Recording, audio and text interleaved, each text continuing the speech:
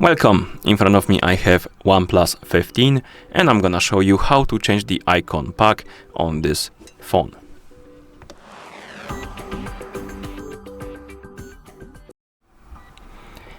So let's start by pressing and holding on the home screen, basically the current home screen, like this. It will open the editing menu and here we can customize our home screen, and what we need to do is to tap on Wallpapers and Style.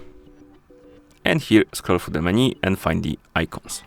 Tap on it, and if you have any icon packs installed, they will appear right here, and you can tap on them to basically switch the icon pack.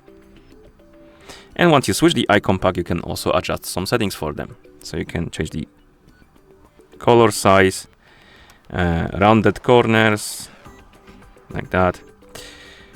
And once you're done, you can tap on apply right here, and the icons will be changed. And that's how you change the icon pack on this phone. Thank you for watching. If you found this video helpful, please consider subscribing to our channel and leaving a like on the video.